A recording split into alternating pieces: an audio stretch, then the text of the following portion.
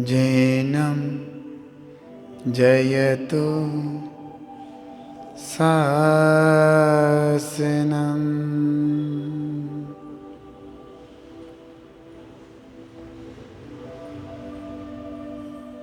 महामंत्र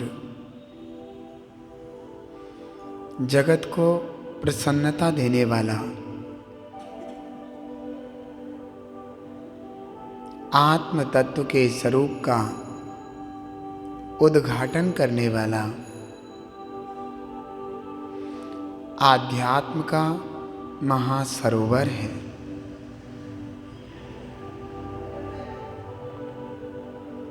जो भव्यात्मन प्रतिदिन प्रातः काल की वेला में महामंत्र का स्मरण करते हैं, उनके जीवन में परम विशुद्धि का सद्भाव होता है।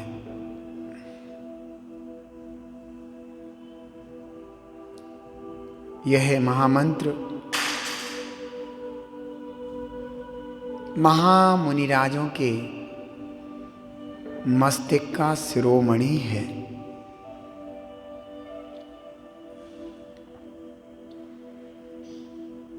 इडमो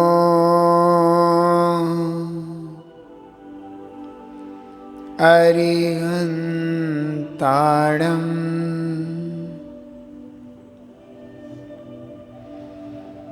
इडमो सिद्धाडम् इडमो आयरीयाडम् इडमो उवज्झायाणम्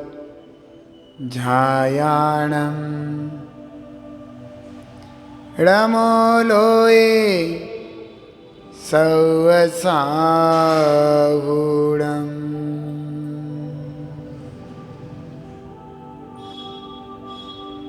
हे पंच परमेष्टि भगवान, आपके चरण शरण में यह नन्हा सा बालक आत्म विशुद्धि की इच्छा करता है।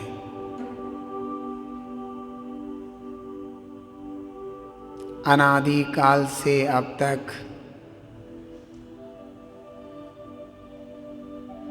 इस आध्यात्मिक विशुद्धि से भटका रहा, आप श्री को प्राप्त किया तो भगवान बनने की भावना हृदय में जागृत हुई है।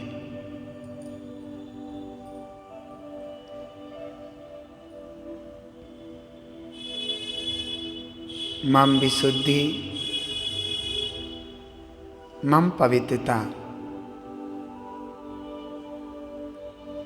वांछनीय है, प्रार्थनीय है।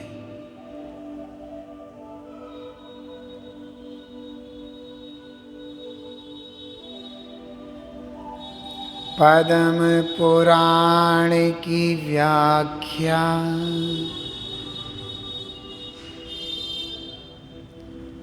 करो जी तुम दिन रात, स्वपर प्रकाशक ए हुआ, रवि सेन की भाग, रवि सेन की भाग।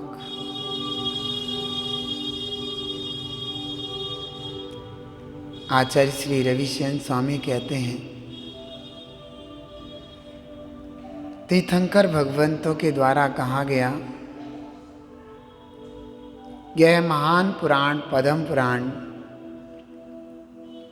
मेरे मुख से निकला है और कर की कलम से पन्नों पर लिखा गया है। इसकी व्याख्या से मुझे अपने तत्व की भी प्राप्ति हुई और यह अनेकों भव्य जीवों को उनके तत्व की उपलब्धि कराने में कारण है।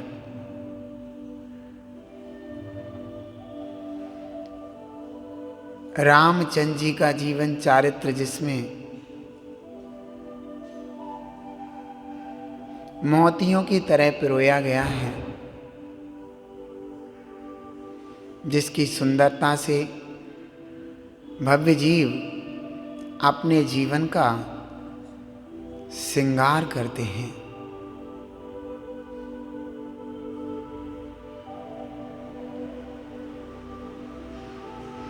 प्रकरण चल रहा था आदिनाथ भगवान का।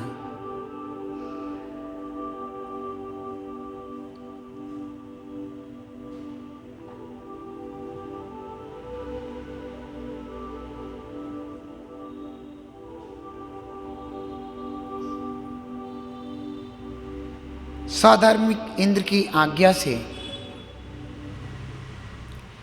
कुबेर इंद्र ने उस नगरी को दुल्हन की तरह सजा दिया। उस नगरी की शोभा देखते नहीं बनती थी। चारों तरफ हरे भरे वृक्ष, पृथ्वी की सुंदरता, वहां के महलों की सुंदरता, प्रतिदिन रत्नों की बरसात,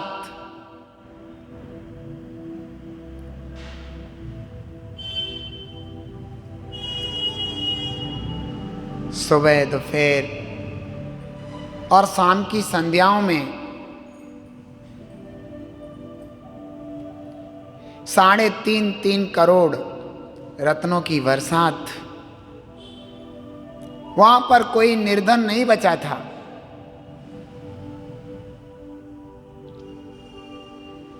भला जिस नगरी में तीर्थंकर का जन्म हो, कोई भिखारी हो सकता है, निर्धन हो सकता है?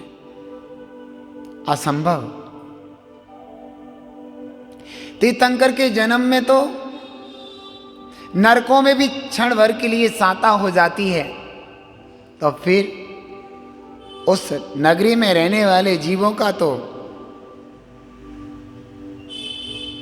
कहना ही क्या।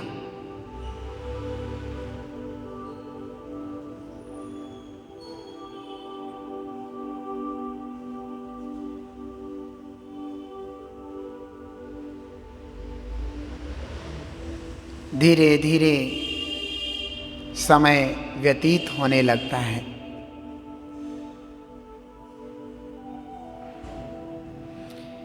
उस नगर में खुशहालियां बढ़ती बढ़ती ही जा रही थीं। वहां के व्यक्ति विशेष आपस में मीठी मीठी बातों से चर्चा करते थे। एक दूसरे के पास एक दूसरे के प्रति घनिष्ठ वात्सल्य था।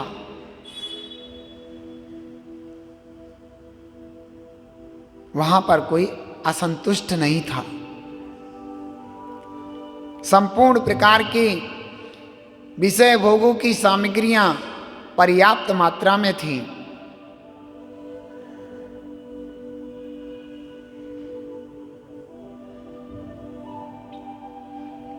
वहां के वृक्षों पर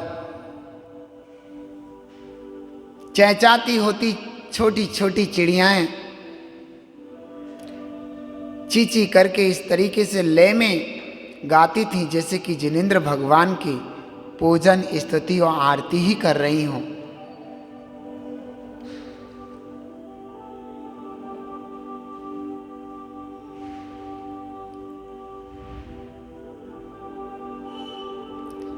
समय व्यतीत होता जाता है।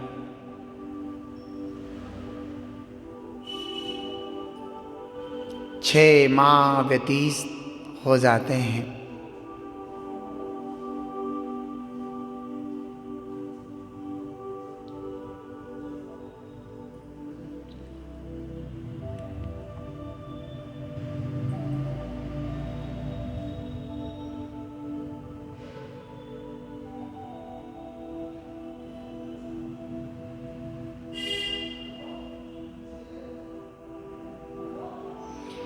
तीर्थंकर गर्भ में आने वाले हैं।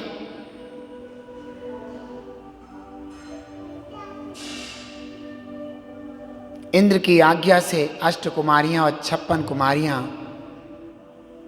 माता की सेवा के लिए उपस्थित हैं।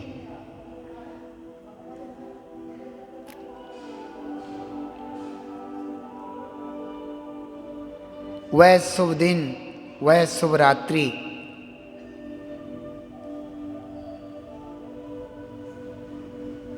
मां सुखपूर्वक रात्रि की मीठी मीठी निद्रा ले रही थी।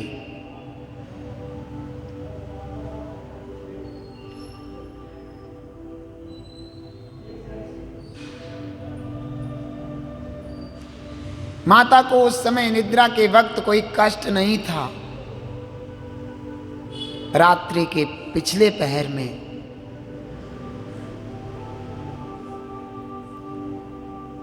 मरुदेवी माता ने 16 स्वप्न देखे।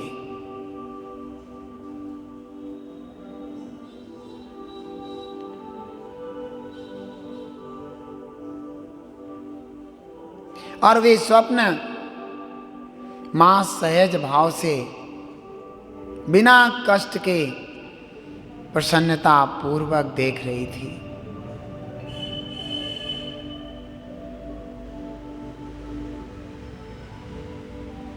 स्वप्न पूर्ण होने के उपरांत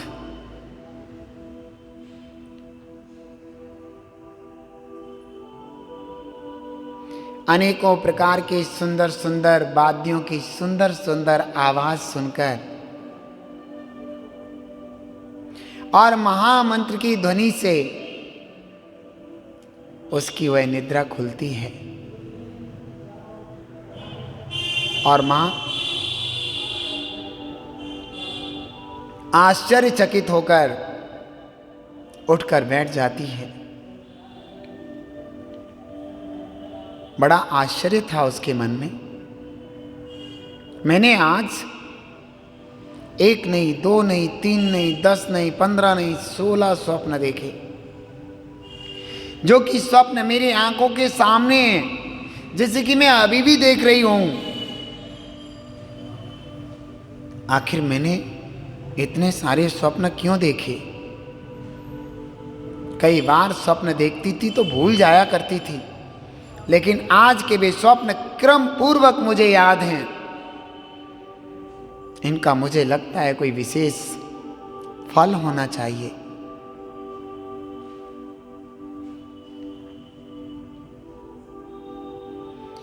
कि मां ने देखे 16 सपने, इनका फल क्या होएगा? मां को आश्चर्य, इस 16 स्वप्नों का फल क्या होगा? मन में विशेष प्रकार की जिज्ञासा। क्रम पूर्वक देखे गए 16 स्वप्न क्या फल को देने वाले हैं? इनका फल मैं अपने स्वामी से पूछूंगी। तभी वहां पर बैठी हुई एक देवी, माता, क्या बात है? आज आप बहुत ही सुंदर दिखाई दे रही हो। चेहरे पर मंद मंद मुस्कान और आश्चर्य से भरा हुआ यह मुख कुछ जानने की इच्छा करता है। माता श्री,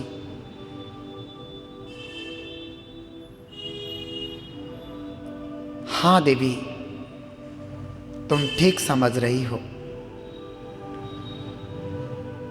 क्या है मातेश्वरी? देवी, आज मैंने अनोखे स्पष्ट दिखने वाले 16 स्वप्नों को देखा। उसके उपरांत एक वेल, उन्नत कंधों वाला वेल मैंने अपने मुख में प्रवेश करते हुए देखा।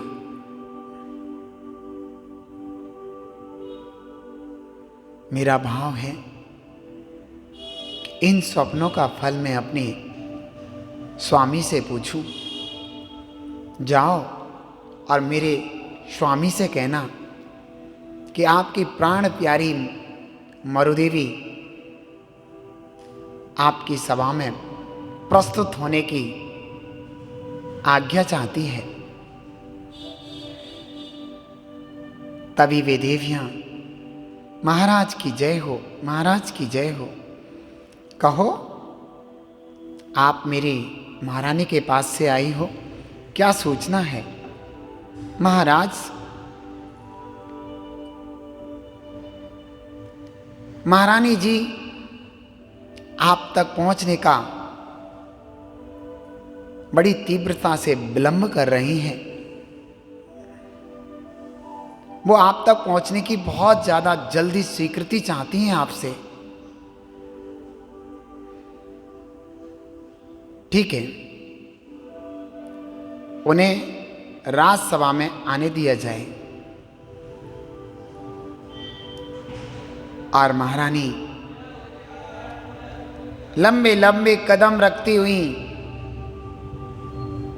शीघ्रतः राजसभा में पहुंचती हैं। होशियार, सावधान, महारानी मरुदेवी राजसभा में पधार रही हैं। सारे सभाजन महारानी को आते देख एकदम खड़े हो जाते हैं। महारानी की जय हो। इस तरीके से वहां पर आवाजें आने लगती हैं। महाराज नाभिराज अपने आधे सिंहासन में जगह छोड़ देते हैं और महारानी उनके साथ जाकर के बैठ जाती हैं।